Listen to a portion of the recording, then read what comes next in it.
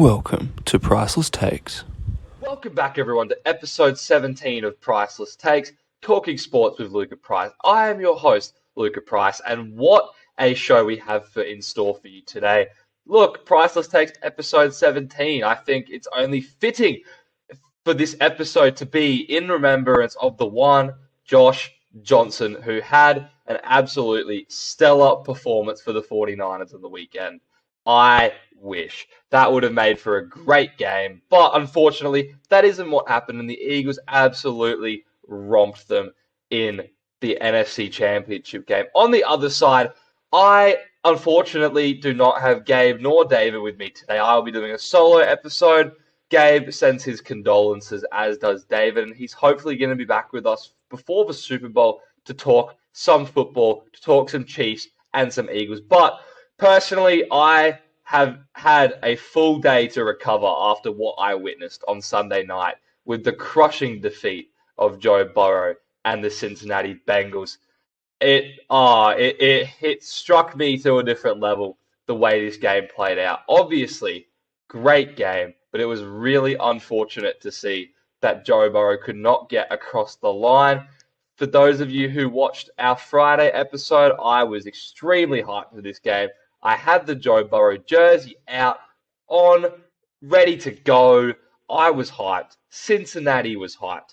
But there's a lot of key moments from this game, which is why Cincinnati lost. Not only from moments that happened in the game, but also a lot of moments that happened before the game. And I will address those later in the show. We will talk through both of the championship games of championship weekend. I will refrain from giving too much away from my Super Bowl predictions. I might give a little early Super Bowl prediction based on how we're doing.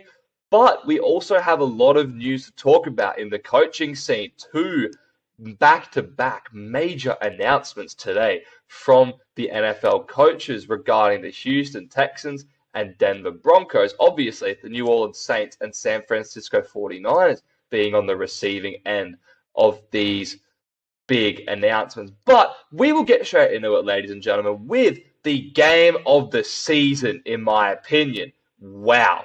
Joe Burrow, my man, who I've been riding with this whole season, he traveled to Kansas City to face Mahomes and the number one seeded Chiefs. Now, for those of you who don't know, last year, both of these teams played in the conference championships, and the Cincinnati Bengals had a shock upset to beat the Chiefs in this game. Now, obviously, this year, there was a lot of hype surrounding this game. There was a lot of chirping from both sides. Obviously, Kansas City got the last laugh in a 23-20 thriller of a game with lots of drama. Patrick Mahomes had, in my opinion, the best game of his career. 29 of 43, 326 yards, 2 touchdowns, 0 interceptions, and the 1 fumble, which was a very unfortunate turnover, but we will talk about that as we go on. On the other side, Joe Burrow. Wow, he had a great performance. Across the board, yes, he did throw 2 interceptions. We will get into those soon, but he made some amazing plays, which I don't think should be discounted in this game. 26 of 41 for 270 yards, 1 touchdown, 2 interceptions.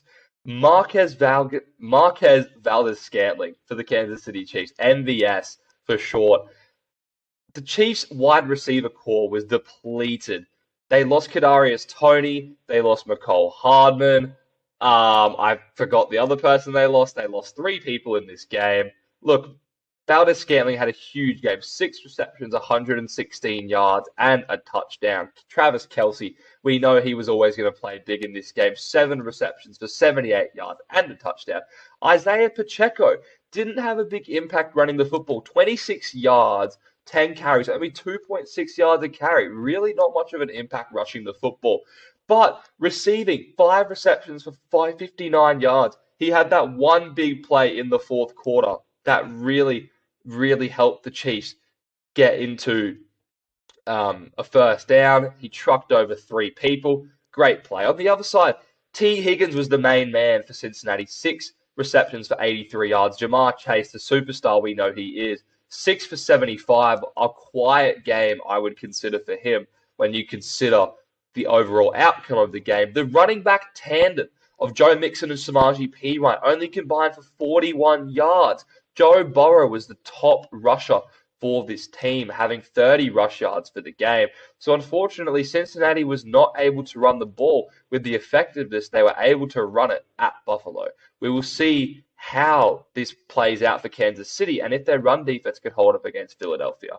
But right from the get-go, and this is one of the first things I was wrong with, I made a big statement on Friday. I said, if you are Kansas City, you cannot defer the ball and give Cincinnati the chance to go down the field and score an opening drive touchdown right away, like they did in Buffalo, like they did against Baltimore, like they have done so many times this season.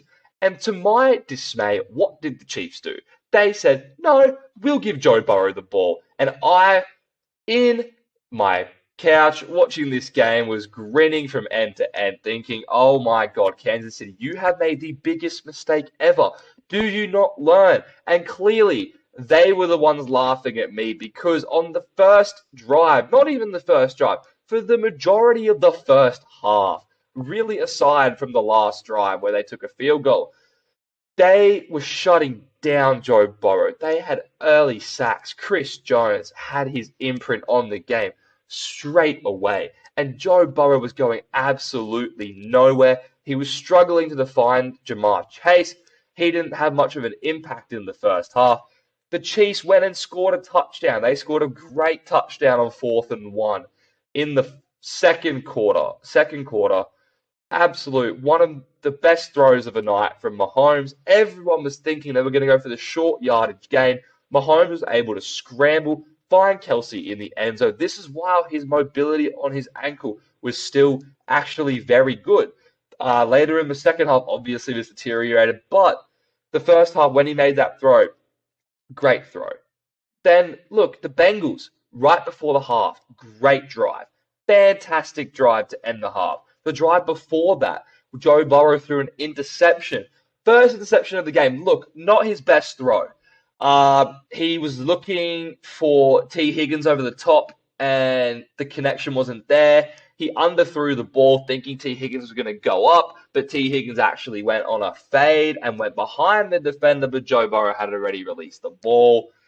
Interception. But to the Cincinnati Bengals defense credit, from that moment, they put Mahomes on ice for the majority of the end of the second quarter, but also really throughout most of the second half until really the final drive. They were playing out of their skin. Okay, they were locking down. They were covering on all bases. Then, look, second half. We saw this in last year's AFC Championship game where Kansas City climbed out to a lead. Cincinnati had a big drive at the end of the first half, imprinting that they're going to come back on this game. And that's exactly what happened. Look, there's a couple of things that could have went right for them. One, Hayden Hurst in the second quarter should have caught that touchdown pass on 3rd and 7. Unfortunately, he didn't. That could have made it a 7-6 ball game to the Bengals, but they still came back. They tied it up for 13-all. What a throw by Joe Burrow on the opening drive of the second half, considering that Kansas City deferred the ball, got the ball back to start the second half, couldn't get past the Cincinnati Bengals defense. Joe Burrow comes down the field, throws a 27-yard bomb to T. Higgins, high-pointing the ball over 2 defenders. A great catch. Chad Ochocinco, the man himself, Mr. 85 for the Bengals, tweeted on this. I was looking at it, and it was a great catch. And wow, at that moment, I was thinking, here the Bengals come. Just like last year, Joe Burrow is going to come, and it is his time to arrive in Arrowhead.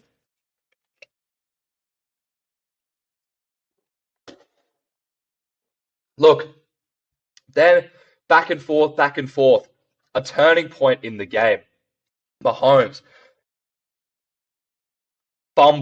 Big fumble, big turnover. I still don't quite know how it happened. Look, I watched it many times, and look, really, the play before I see Mahomes in his, fanny pack, whatever thing he uses, pull up his hands were cold. And I think, personally, that his hands were so cold, the ball slipped right out of his hands, and he couldn't even locate the football. That's how cold it was. It was getting extremely cold in this game. So look, they had that.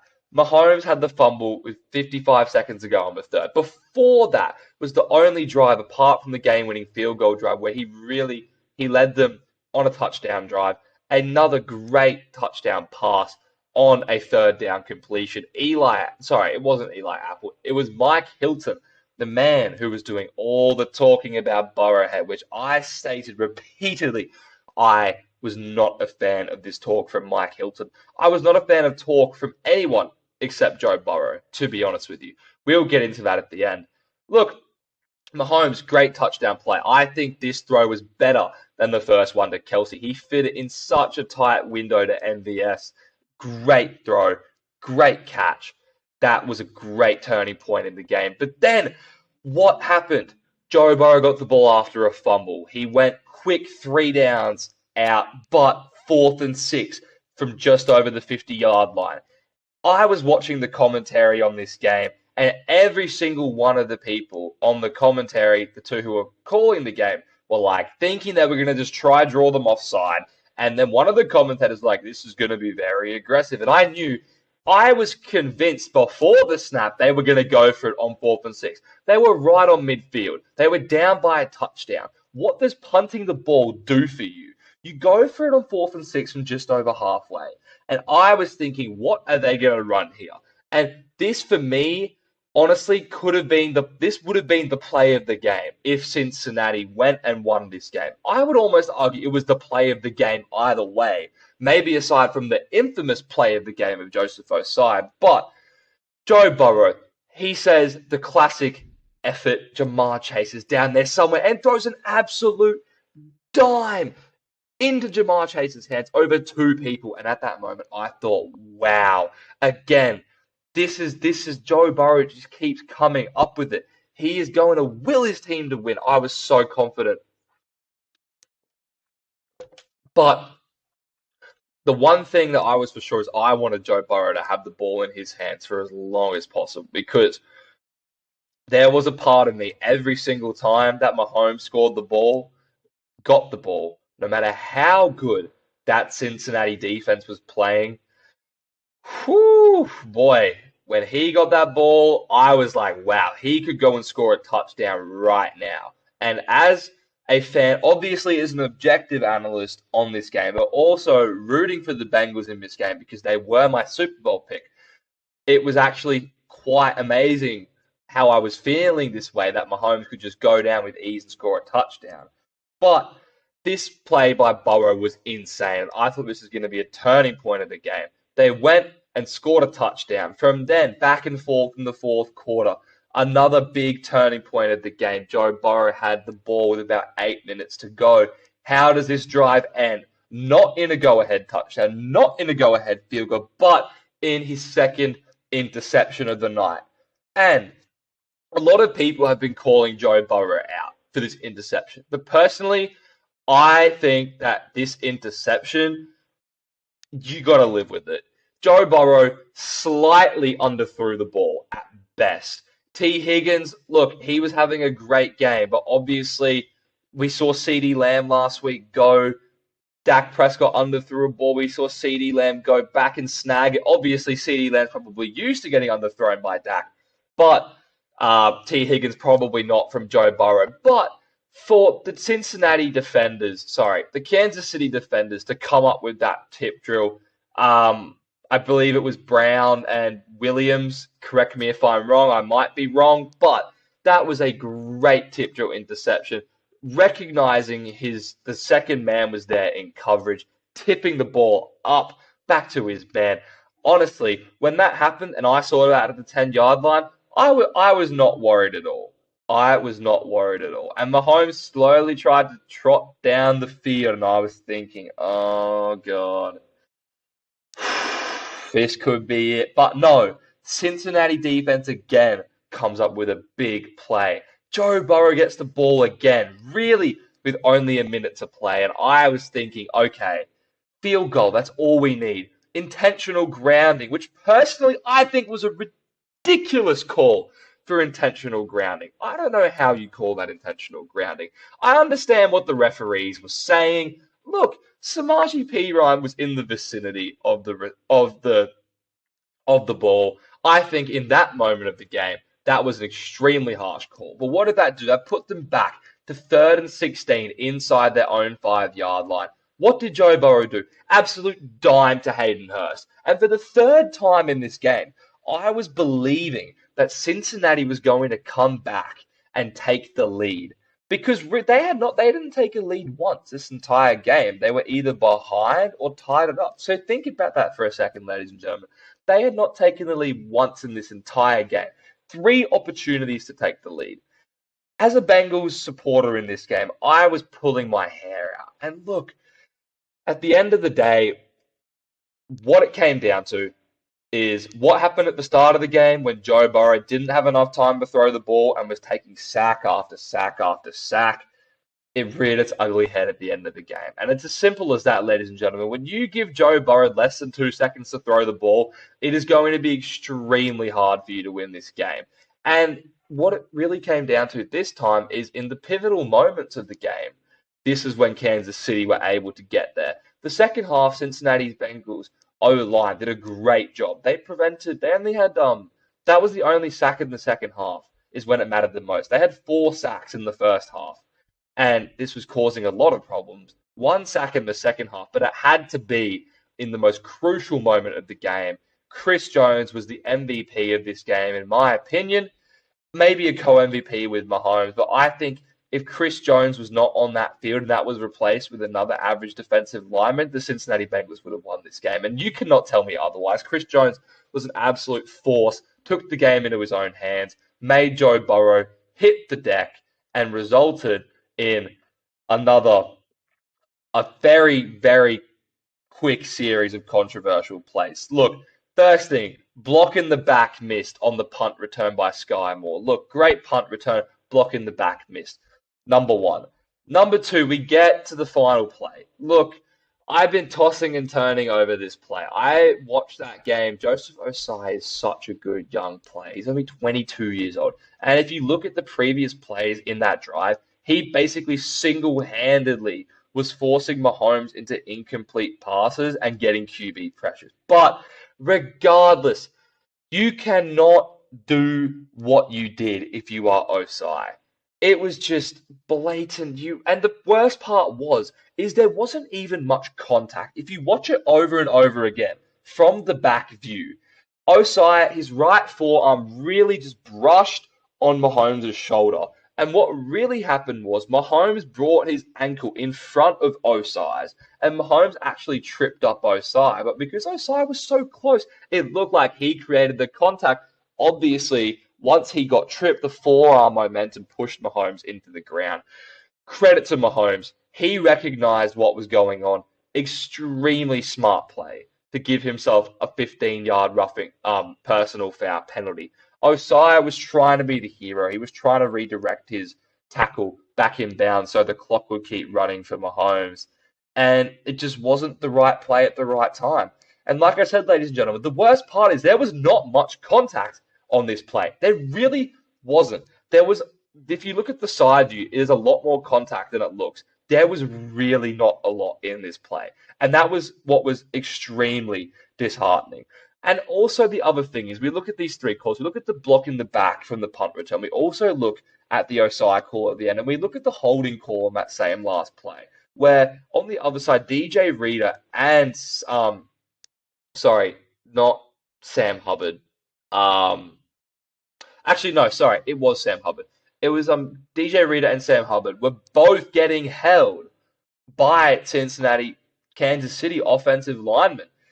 And look, I am not for one with this narrative that the NFL is rigged. Look, I think the officiating was quite poor. Across both games, actually, I think the officiating was quite poor.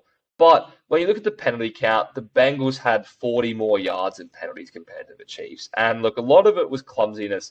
But towards the end of the game, I think that the refs were looking to give a penalty. And Ossai really put himself in the worst position possible to give them that penalty. Personally, I think it would have went into overtime. I do not think Harrison Butker was making a 60-yard field goal. I do not think that Mahomes was going to get around a 10-yard completion with 8 seconds to go on the clock that was going to be out of bounds because they had 0 timeout. So they would have had to get this ball out of bounds. Cincinnati would have just let them run down the middle, considering how much time was left on the clock. They wouldn't have been able to spike the ball in time. We saw that with the Dallas Cowboys, where they had plenty more time than the Kansas City Chiefs. So this game would have been going to overtime because I don't think Butker was going to be making it from 60 yards. I don't think he was going to be making it from 57 or 58 either.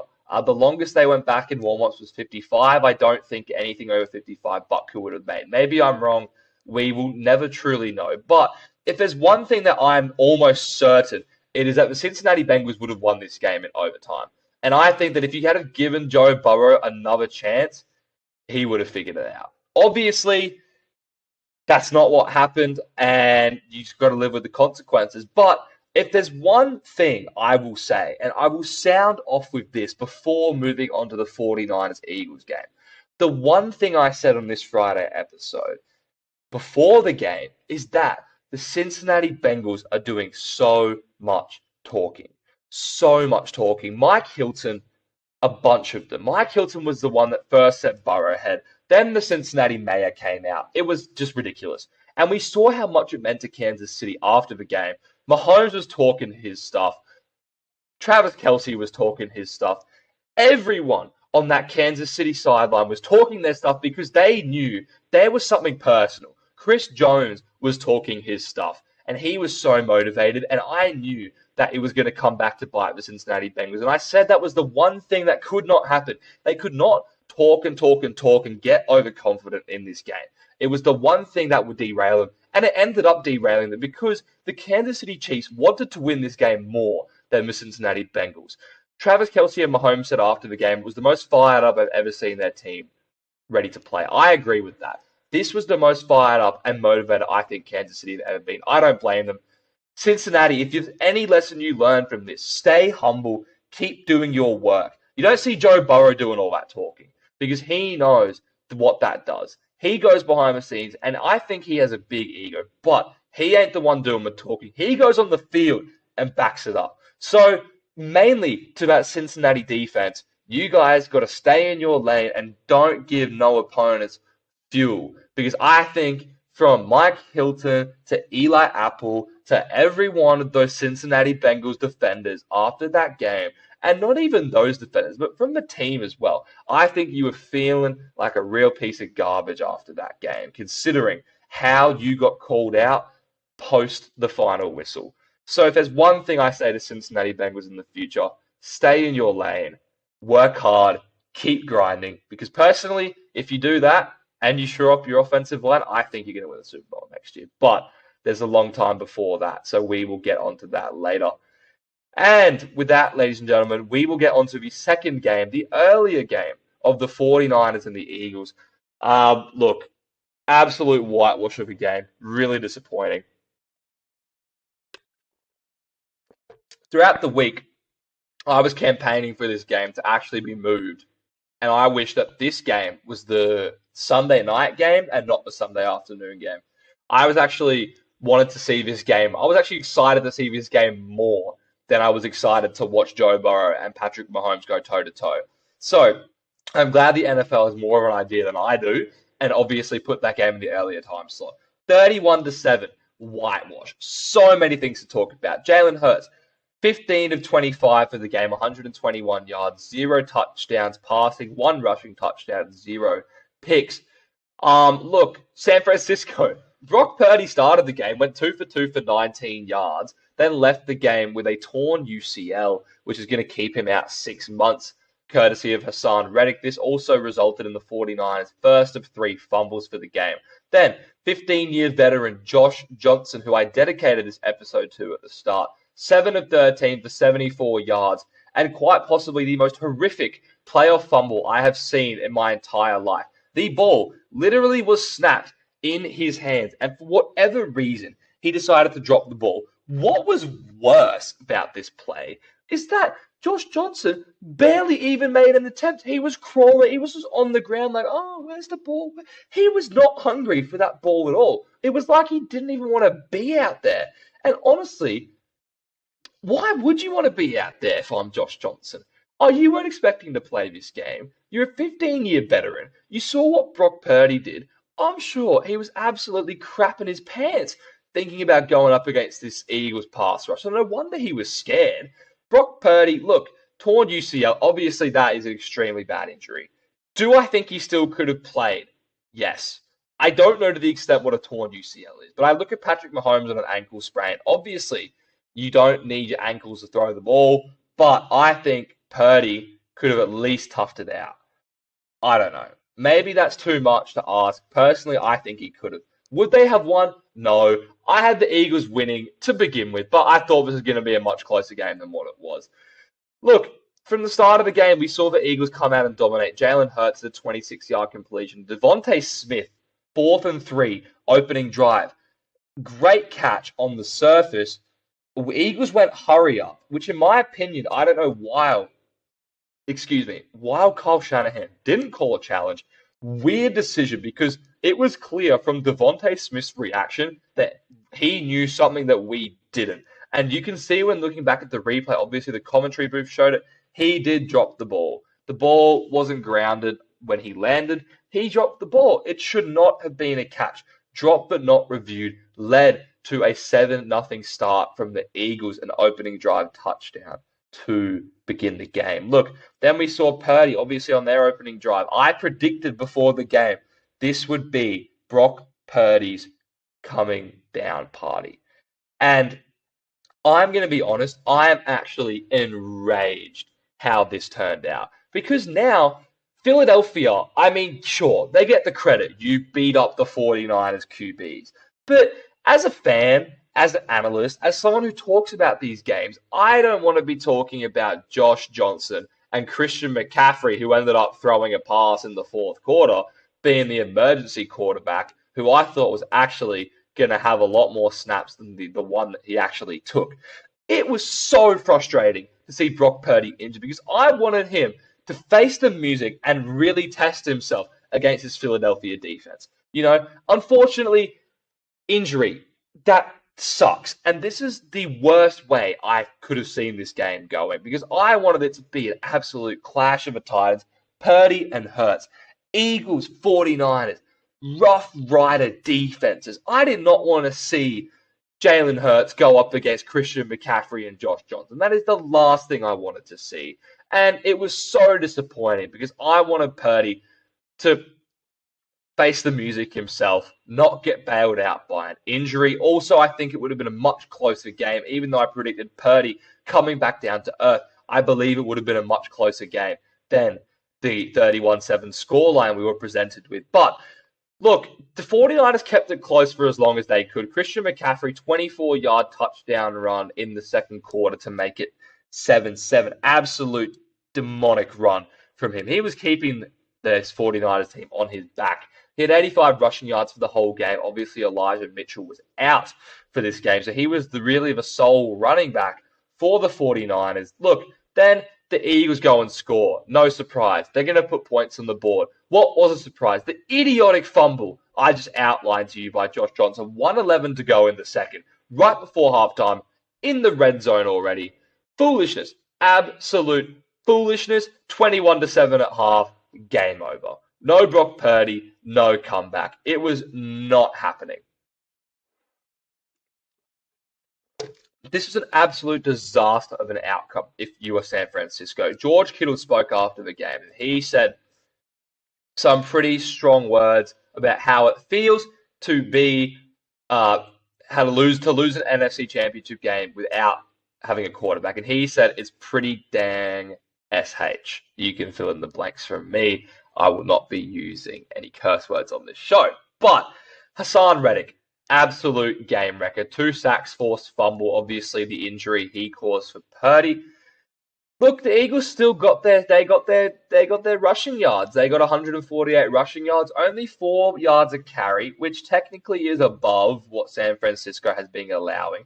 Also, a lot of these rushing yards came in the second half, more particularly towards the end of the third quarter, the start of the fourth quarter, where the San Francisco defense was just so beat down. They couldn't really muster up the strength to keep going. And just the pounding from Philadelphia's rushing attack, from Gainwell to Sanders to Scott to Hurts, it was too much in the end.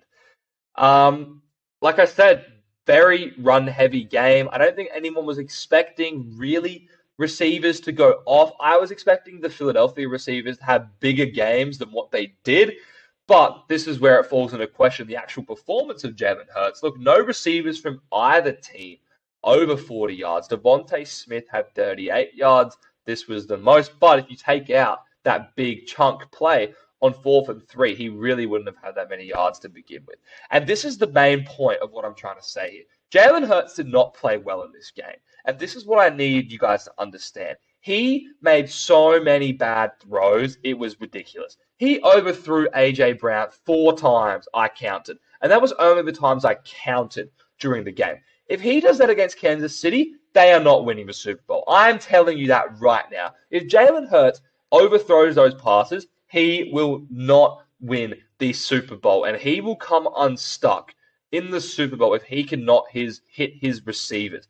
I think he was very fortunate that 4th and 3 was good and didn't get reviewed, because if that had been the end of their opening drive, 4th and 3, incomplete pass, I think this could have rattled Jalen Hurts psychologically. And I still think they would have won, but obviously you never know how this could have actually impacted the Brock Purdy injury to begin with. And look, now we get into a bunch of what ifs. So, what did happen? Jalen Hurts' confidence was boosted by that 4th and 3. Will he have that opportunity at the start of the Super Bowl against Kansas City? No one knows. But he did not actually play that well. And I want people to understand this. He was missing throws left, right, and center. He averaged just over 3 yards a carry.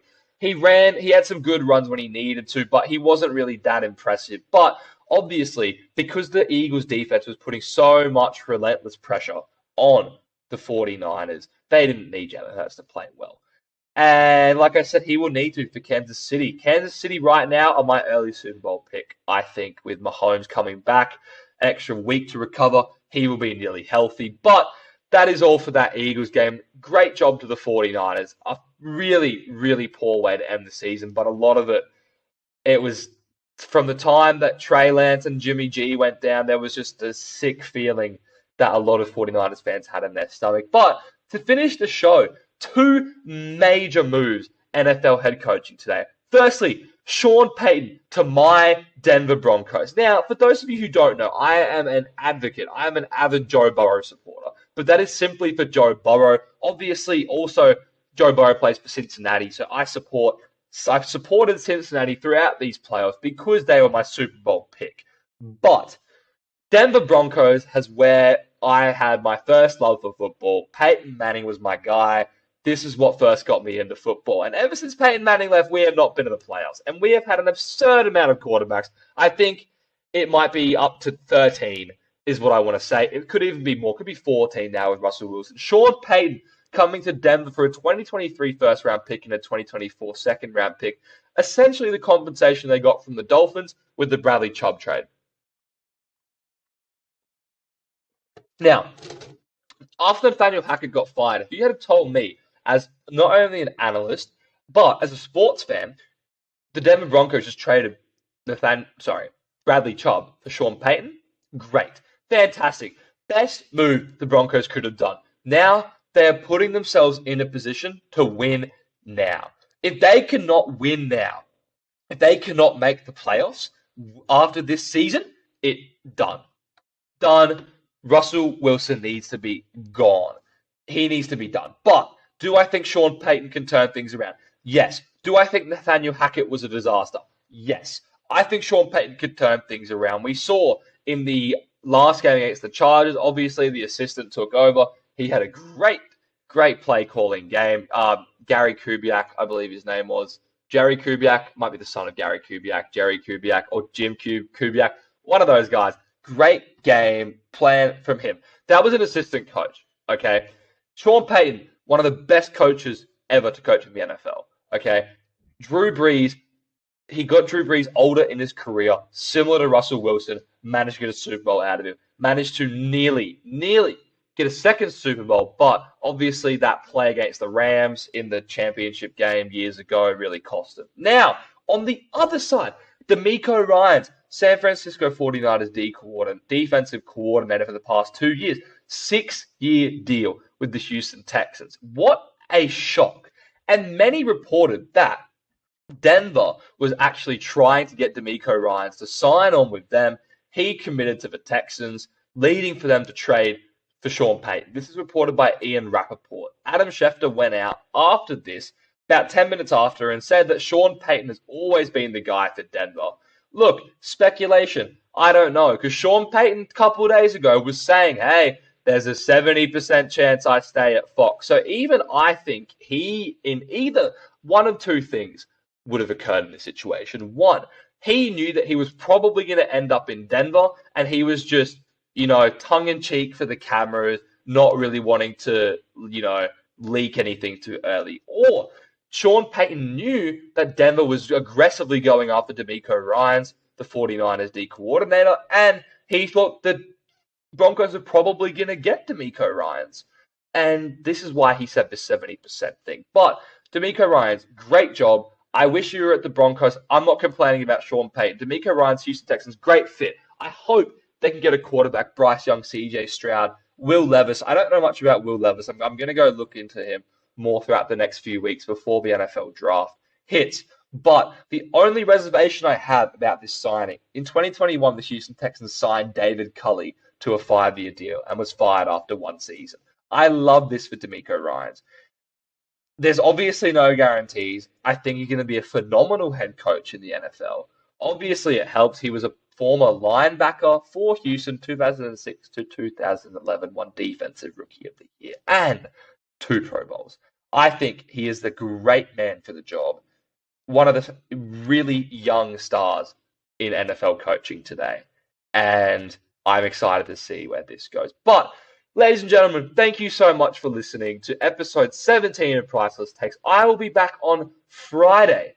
And Friday, we will change gears. We will be talking some hoops, some NBA action. I just finished watching the Lakers game with their win in overtime. LeBron at the Garden.